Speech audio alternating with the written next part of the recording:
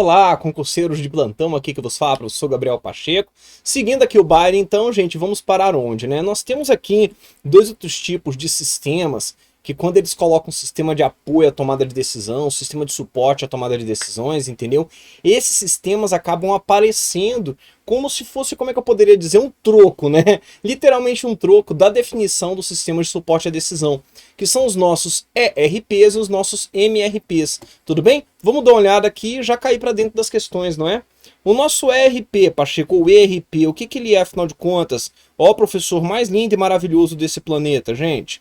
São sistemas de planejamento de recursos do empreendimento. O que um ERP vai te trazer à tona? Ele permite, gente, análise em tempo real de questões-chave, como qualidade, disponibilidade, satisfação do cliente, performance e lucratividade. Estão vendo que ele tem uma correlação, afinal de contas, com o sistema de apoio à tomada de decisões? Oferece suporte integrado de um único fornecedor visando a atender aquelas necessidades que ele tem naquele exato momento. Um exemplo clássico do maior ERP que nós temos no mundo é o SAP, não é?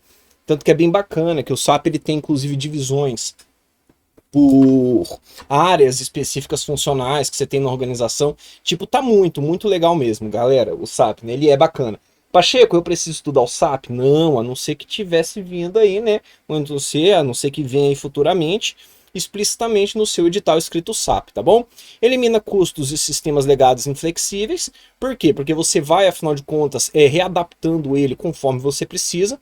Fornece processos de trabalho muito mais eficientes, focados no quê? Naquilo que você precisa exatamente daquele momento.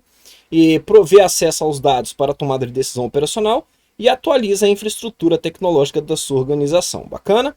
Fora isso, você tem os seus MRPs, né? Acho que dá para poder tirar uma ideia, né? Se você está falando do ERP, que é de Enterprise aqui, entendeu? E aqui o MRP, que o Mzinho é de Manufacturing, ele é o quê? Ele é, né, gente, um sistema de planejamento de recursos de fabricação, de manufatura, né? Ele tem como objetivo fazer uma previsão das demandas para a organização, ou seja, informar ao gestor a quantidade de material necessária no estoque para evitar atrasos e gerar economia. Ok? Questão de prova, Sesgran Hill, 2016. O planejamento de produção é uma tarefa que requer a consideração de uma série de fatores que influem na decisão sobre o que, né? Influenciam também, não somente influem, né, gente? Sobre o que? Ele é um verbo anômalo, esse verbo maluco aqui. O que, quanto e quando produzir. O uso de sistemas informatizados auxilia bastante esse processo de tomada de decisão, sendo possível calcular as necessidades dos materiais requeridos para produzir o pedido, através da verificação da demanda prevista e da disponibilidade de cada item no estoque. O sistema que dá suporte a esse processo, vejam que é um processo, gente, do que? É um processo que você está buscando justamente decisão sobre o que, quanto e quando produzir, né? Então muita gente fica pensando, né? Pô, é o ERP, é o ERP, é o ERP. Não é. Entendeu? Quem vai te trazer a decisão sobre o que, quanto e quando produzir é o nosso MRP de manufatura, tá joia? Bacaninha? Bacana, Pacheco. Agora outra coisa que vocês têm que saber aqui, justamente porque eles entram nas definições do edital de vocês, no conceito de inteligência de negócio. E, gente, não tem por que caçar chifre na cabeça de cavalo, senão você está criando um unicórnio, não é verdade? Quando você fala de inteligência de negócio, é business intelligence. Quando você fala de inteligência de negócio, é business intelligence. E mais do que isso, se ele traz para mim noções de inteligência de negócio, o que ele quer que você saiba? Ele quer que você saiba aprofundadamente quais são todas as funções que tu tens ali do OLAP que você pode realizar num cubo de dados. Ele está pedindo que você saiba detalhadamente como, afinal de contas, né, o algoritmo específico de classificação ou de agrupamento vai funcionar? Não, ele quer que você saiba o que é o data mine, ele quer que você saiba o que é o OLAP, ele quer que você saiba o que é o Business Intelligence, o que é o Data Warehouse e o que é o ETL, tudo bem? Basicamente isso que ele está te pedindo. Eu acredito que inclusive ele poderia até te cobrar o que é Big Data, tá bom? Isso sem problema algum. Tanto que o ponto que eu trago aqui para vocês dessa imagem é justamente o que? Você tem que ter a capacidade agora, nesse momento, de olhar, gente, para essa imagem e saber discorrer pelo menos 30 segundos, tá ok? Sobre cada um dos itens que está aparecendo aqui. Se você não souber, aí o bicho tá pegando, tá bom? Aí o bicho tá pegando, tá bom? É hora de você realmente focar, pegar um cafezinho aí e emendar comigo aqui na resolução dos exercícios, né? Por quê? Tudo isso aqui, gente, representa para nós um projeto completo de BI, um projeto completo de Business Intelligence. É isso que ele está representando aqui. Eita, Pacheco, sério? É sério, cara. Tanto que BI, Business Intelligence, vocês vão ver que ele é o quê? Ele é um termo guarda-chuva, que vai lidar com, exatamente, né, outros termos, outras definições que apoiam a inteligência negocial. Bacana, ele nasce então justamente daquele momento que você tinha de gerar diversos relatórios em que você não tinha, inclusive, tecnologia para isso. Em que os relatórios eram gerados em cima de quê? De bases de dados transacionais. Então, automaticamente, para resolver esse problema, você vai ver que, em sua maioria, as ferramentas de BI vão trabalhar em cima de bases não transacionais, ou seja, bases estáveis, entendeu? De banco de dados, tá ok? Você tinha também o que? Bases de dados extremamente bidimensionais, eram tabelas, linhas e colunas. Então você parte para um momento que você olha para o teu BI, você vai ter o quê? Você vai ter uma base de dados multidimensional, uma base de dados dimensional. Pode ser só 2 dimensões? Pode, você tem só 2 dimensões, um abraço. Mas podem ter 5, 6, 10, 9, 40, 85 dimensões? Pode. Entendeu? Isso é muito importante vocês saberem disso. Tá joia? Para que você tenha o quê? Para que você tenha análise sobre a visão daquelas dimensões, o que você tem de fatos. Sobre aquelas dimensões, o que você tem dos fatos que foram trabalhados. Os eventos que aconteceram, as ações que ocorreram em relação àquelas dimensões. Tudo bem? Então, quando a gente fala especificamente aqui da nossa fonte de dados, é bem importante porque o que vai me formar o Data Warehouse? O que vai me formar meu Data Mart? Meu Data Warehouse, meu Data Mart, eles serão formados, gente, pelas mais diversas fontes de dados que vocês possam imaginar. Pacheco, eu posso ter uma base de dados textual? Pode, tá tudo escrito em texto ali, você vai ter que ter uma ferramenta capaz de extrair essas informações ali do teu base de dados textual e trazer isso à tona. Entenderam como é que funciona? Bacana, né? Pacheco, que massa, eu posso ter logs de arquivos? Logs de coisas que aconteceram e foram sendo gerados pelo meu sistema para poder falar, registrei tal coisa em tal lugar? Posso. Eu posso ter uma base de dados padronizada? Posso. Inclusive uma base de dados relacional e transacional? Sim. Pode ser algo que esteja armazenado há um certo tempo e que agora eu quero trabalhar com aquele conteúdo? Pode. Pode ser uma planilha? Pode. Pode ter vindo, afinal de contas, do meu sistema operacional Windows? Pode. Pode ter vindo do meu sistema operacional Linux? Pode também, velho. Pode sem problema algum, sem dor alguma na consciência. Tudo bem? Abram seus olhos, por favor, ó criaturas lindas da minha vida. Por quê? Porque quem vai, inclusive, extrair tudo isso desses mais diversos locais é uma ferramenta chamada ETL. E para que serve o ETL, Pacheco? O ETL, o seu Ezinho, vou dar uma limpada na tela, tá? O ETL, gente, o seu Ezinho vem de quê? De extract, ou seja, extração. Ele extrai, então, os dados das mais diversas fontes que você possa imaginar que você tenha aqui juntamente contigo. Você tem o Tzinho é de quê? Transformação e limpeza, algo que às vezes não é obrigatório. Você pode ter a transformação e a limpeza quando? Quando você precisa da transformação e da limpeza. Não precisei, você não precisa realizar. E o Lzinho que é de quê? De load, né? Do inglês para poder dar carga, porque é quando ele dá carga no seu local de armazenamento que vai ser seu Data Warehouse. Dentro do teu ETL você vai ter um local chamado Staging Area. Para que serve o Staging Area, professor? Staging Area serve, gente, para que você armazene localmente, para que você armazene não só localmente, mas o que? Temporariamente, para que você coloque aqui temporariamente o que? Exatamente, velho, é isso aí mesmo, menina. O seu conteúdo que está sendo trabalhado no decorrer do processo de extração, transformação e carga. Isso é o teu Staging Area. Pacheco, por que o T não é obrigatório, cara? Pensa bem, entendeu? Você obrigatoriamente sempre vai ter que transformar, sempre vai ter que limpar teus dados? Não. Às vezes os dados já estão vindo do jeito que você precisa, você quer ter, então não precisa. Então essa é a primeira ferramenta que nós temos dentro de um projeto de BI. É o nosso ETL. Todo mundo entendeu a função dele? Bacana. O Data Warehouse, Pacheco, vai servir para quê? O Data Warehouse vai servir para você armazenar o seu hipercubo de dados, o seu querido cubo de dados. Entendeu? Cubo de dados esse que pode iniciar-se com o quê? A gente tem que lembrar disso, né? Pode iniciar-se com o modelo estrela, entendeu? Aqui, ó, com o modelo estrela, que tem inclusive qual característica? O meu modelo estrela é o modelo de entrada da sua modelagem de dados dimensional. Ou você pode ter um modelo chamado floco de neve. Floco de neve por quê? Floco de neve porque o seu floco de neve ele vai trabalhar com o quê? Com a normalização do seu modelo estrela. Ok? É isso que ele vai fazer. Pacheco, é isso mesmo que acontece? É. E dali em diante você tem que saber também que quando você fala de um armazenamento desses, entendeu? Em uma estrutura multidimensional, você vai ter sempre para cada cubo de dados, não para cada base de dados, mas para cada cubo de dados, uma tabela fato apenas. E por que ela é chamada tabela fato? Porque ela armazena eventos, ela armazena ações. Ações essas relacionadas ao que, Pachecones? Ações essas relacionadas justamente ao que?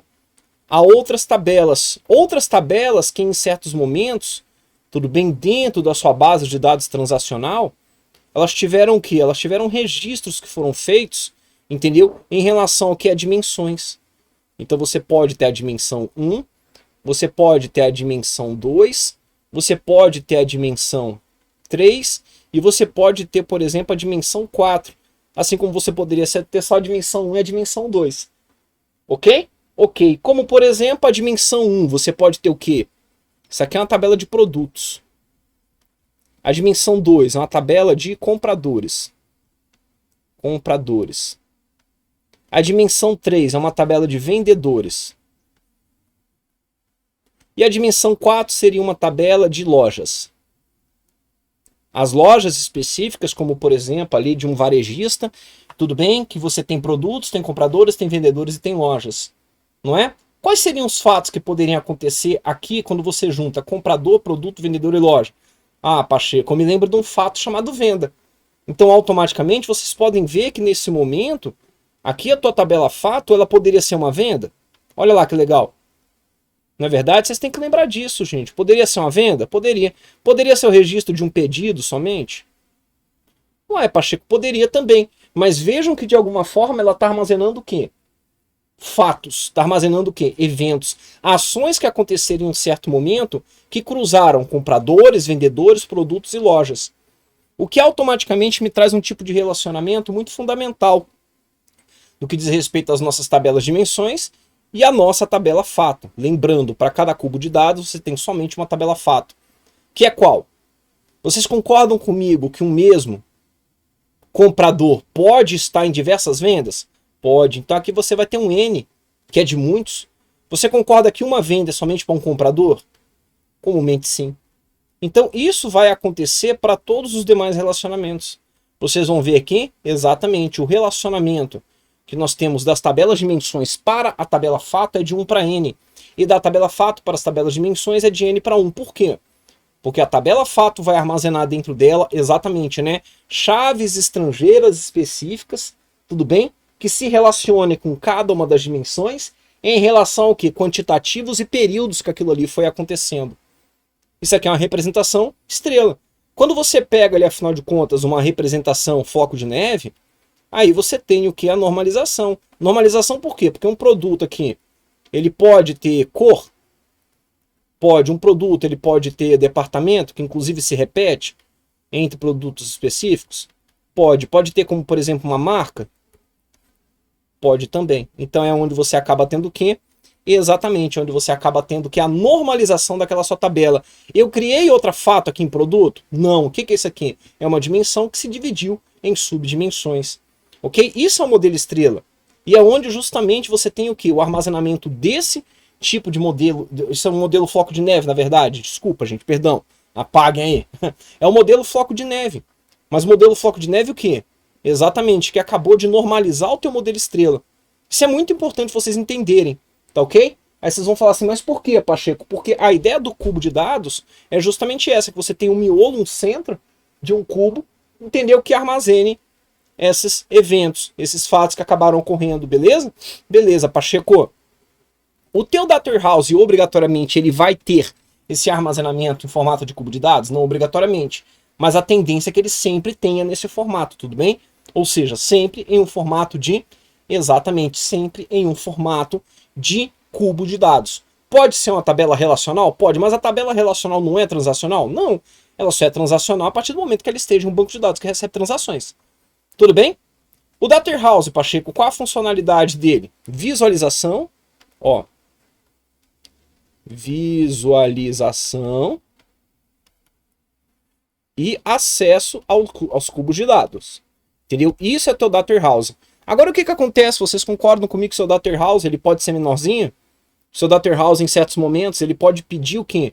Ele pode pedir uma especialização em um setor específico da sua empresa, da sua organização? Pode, Pacheco, onde entra o Datamart. Datamart esse que é o quê? Exatamente, é um Data Warehousezinho. O Datamart é um tipo de Data Warehouse, tá ok? Que vai trabalhar com o quê? Ele poderia ser um Data Warehouse, um Datamart, o quê? Exatamente, né? Dependente. Por quê? Porque ele saiu então do Data Warehouse da sua organização, ou então um Data Warehouse independente. Por que independente, Pacheco? Porque dali em diante você vai saber que ele exatamente foi gerado para uma unidade de negócio específica na sua organização, mas que não dependeu da criação de um Data Warehouse para aquilo. OLAP serve para quê? Você tem que lembrar disso, né, gente? Isso aqui é uma aula de reta final, né? Eu sei que tem muita coisa que eu tô falando aqui que tem que tá desesperado anotando que nunca viu. Abram seus olhos, abram seus olhos. Tá pegando? O bicho tá pegando? Pode se matricular no meu curso regular aqui do site. Entendeu? Eu fico dos mais felizes se isso acontecer, entendeu? Tanto financeiramente quanto em relação ao conhecimento de vocês. Porque você vai ter certeza que você está respondendo aquilo que cai na prova mesmo. O OLAP, gente, ele serve para que você consiga manipular esse cubo de dados. E não somente o cubo de dados, mas a base de dados como um todo. Então ele tem essa funcionalidade, né? Ou seja, você vai te possibilitar o quê?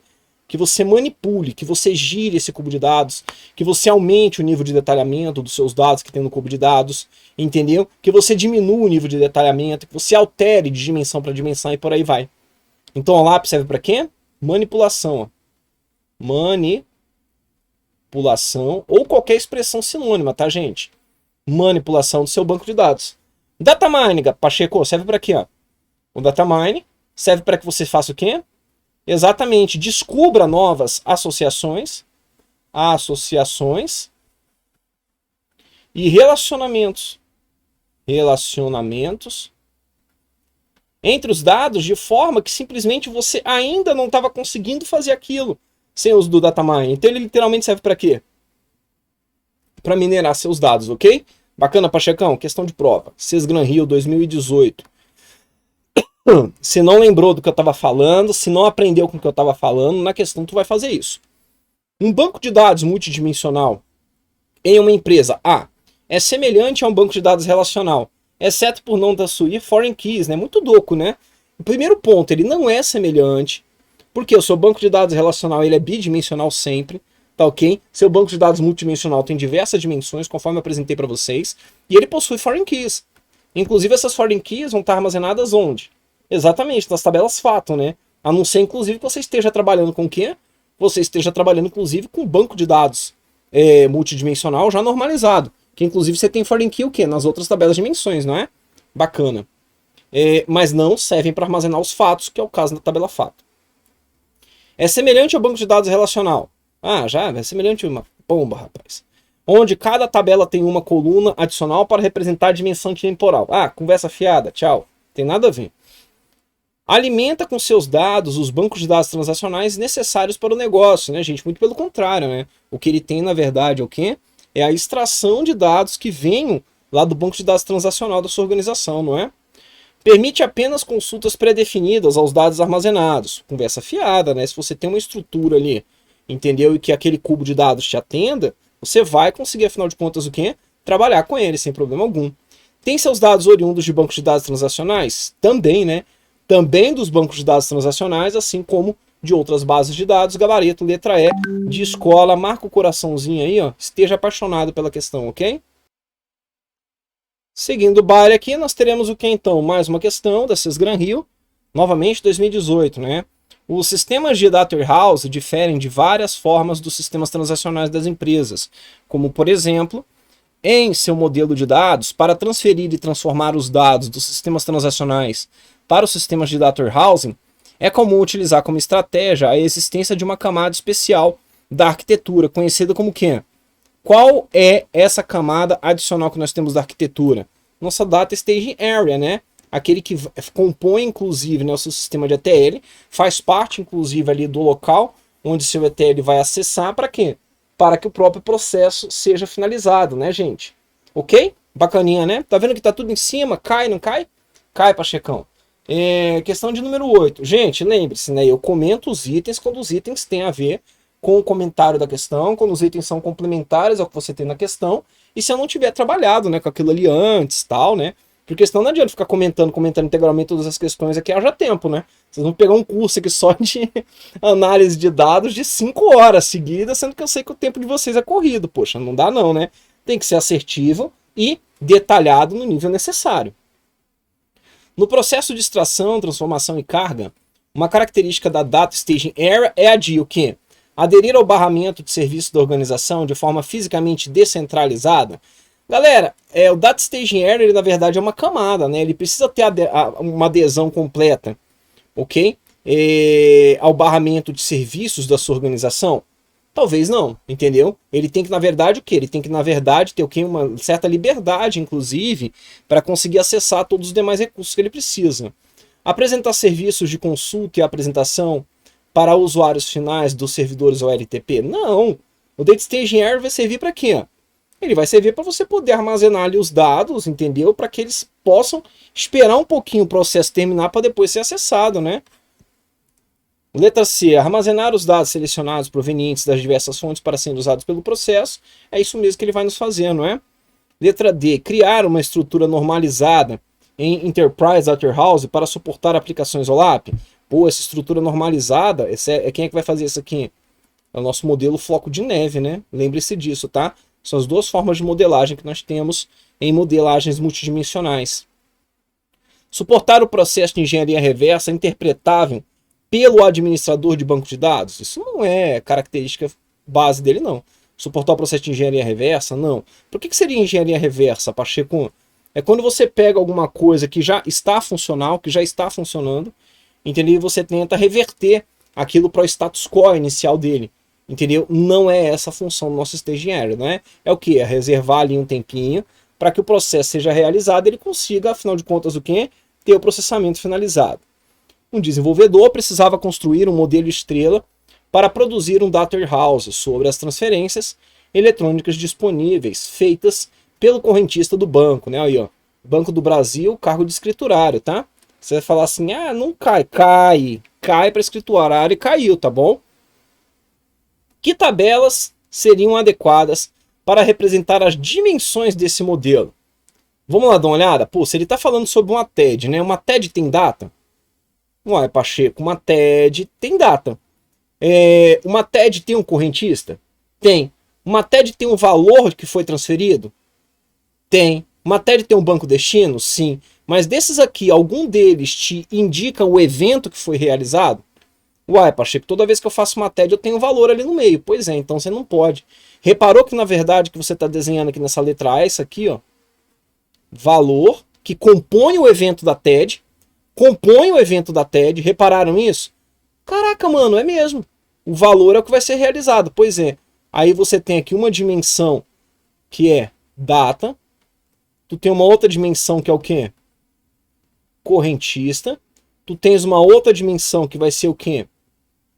Banco, destino. Repararam? Ué, Pacheco, é mesmo, né? Automaticamente, se valor não pode ser, corta a letra B, corta a letra C, corta a letra D, porque o valor faz parte do evento. O valor faz parte do evento. Não existe uma outra dimensão. Não existe como você colocar o valor em uma outra dimensão. Não existe isso. E automaticamente você se pega aqui, ó. Letra E de escola é o teu gabarito. Bacana? Mais questões? Ao construir um modelo de dados para um data warehouse de sua empresa, um desenvolvedor viu-se às voltas com 3 tabelas relacionais: venda, cliente e vendedor. Ou seja, tabelas relacionais por quê? Porque vieram da base de dados relacional que ele tinha, tudo bem? Ao fazer uma transformação para o modelo estrela, ele deve organizar o que, afinal de contas? Venda como uma tabela fato? Aí tu vai falar assim, pô, com certeza, venda é evento, Pacheco, beleza. Cliente e vendedor como tabela de dimensões? Com certeza absoluta, gabarito letra A, galera. Entendeu? Olha lá, eles começam a viajar. Cliente e vendedor como tabelas fato? Tu não pode ter duas. Então você já mataria aqui. Cliente como tabela fato? Cliente é um evento? Não, cliente é um gerador de eventos. Não é verdade? Então não deveria ser a fato. Ok? Cliente como tabela fato Também não. Vendedor e venda como fato teriam duas. Vendedor como tabela fato também não, porque o nosso vendedor ele é gerador do fato. Ele é gerador do evento, ok? Uma empresa pretende modelar um banco de dados multidimensional para a tomada de decisão na área de vendas. O gerente da área quer poder avaliar os dados históricos de vendas por código ou nome do produto, por mês e ano, por loja e por cidade. Há várias lojas em uma mesma cidade. Das cidades é registrado apenas o seu nome.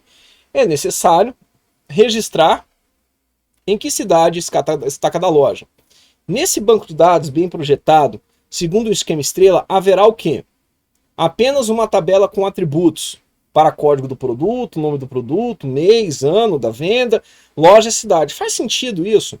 Você pegar simplesmente, cara, o cara tá querendo avaliar uma parada de coisa aqui, entendeu? Uma porrada de coisas, né? E você simplesmente me pega e joga tudo dentro da tabela, como você faria no tabelão do Excel? Não faz sentido, né, gente? Não vai facilitar em nada a vida dele. 3 tabelas de dimensões, produto, tempo e loja, e uma tabela de fatos vendas, uma vez que a cidade é atributo da tabela loja. Vamos ver lá em cima, o gerente da área quer poder avaliar os dados históricos de vendas por código ou nome de produto, por mês e ano, por loja ou por cidade. Há várias lojas em uma mesma cidade. Ah, então literalmente, né? Exatamente o que a gente tem? A gente tem que, isso mesmo, gente, a cidade é atributo da loja, é onde a loja está. Tudo bem? Então, automaticamente, o nosso gabarito é letra B de beijinho. É isso mesmo. Aí ele fala, 3 tabelas de dimensões, né? Produto, tempo e loja, até aí tá certo. E uma tabela de venda? Sim. Uma vez que cidade é atributo da tabela venda? Mas não, né, gente? Desde quando você vai registrar o evento, a cidade, que é um identificador de algo de uma loja, dentro do seu evento, do fato que aconteceu. Isso não vai rolar, não pode ser não, né? 4 tabelas de dimensões? Não, a gente já viu que não. E a de baixo aí também está errado por conta do mesmo esquema, né, gente, que nós temos aí, né? Ele confundindo fatos com dimensões, tá vendo? Ok? Questão de número 12. A tomada de decisões nas organizações pode ser suportada por um conjunto de ferramentas computacionais que refinarão as análises e darão mais segurança a seus clientes gestores. Uma dessas ferramentas é o uso de bases de dados dimensionais, os armazéns de dados ou data warehouses. Uma das características inerentes a esse repositório de dados, ou seja, ao nosso data warehouse, é verificada por diferenciar-se da estrutura de construção dos data marts, porque esses últimos são construídos durante o processo de data mine, viagem, né? A estrutura de um data warehouse e a estrutura de um data mart, gente, são idênticas, tá bom? A diferença é que, exatamente, o data mart é pequenininho, o data warehouse é grandão. Bacana? Tá errado. E ele não é gerado no decorrer do data mine, não. Tá muito pelo contrário, né? Ele vai sendo gerado, inclusive, previamente ao seu data mine, porque o data mine no futuro vai utilizá-lo. B. Permitir operações de manutenção similares às bases transacionais, com operações de alteração e remoção de registros específicos. Uma das coisas, gente, que vocês vão ver é que, exatamente, uma das 4 características que nós temos no data warehouse é que ele é não volátil, tá? Seus dados são não voláteis. Pode anotar isso aí. Dados não voláteis, focado em um assunto, ok? Assunto. Joia. Variável no tempo. Variável no tempo. E integrado, né, gente? Por que integrado, né? Passar aqui para a linha de baixo aqui, ó. Integrado. Integrado. O seu data warehouse é integrado porque ele recebe dados de todas as fontes imagináveis que você tiver na sua organização. Letra C, possibilitar a sua construção a partir de fontes de dados, tanto internas quanto externas da organização. Isso aqui está certo, inclusive por isso que ele é cogitado como integrado. Ok, galerinha? Beleza? Pessoal, eu vou dar um tempinho por aqui, tá bom? Porque nós temos diversas questões aqui ainda, são 10 questões ainda logo adiante. E eu não quero deixar essa aula muito comprida. Aquele grande abraço, valeu!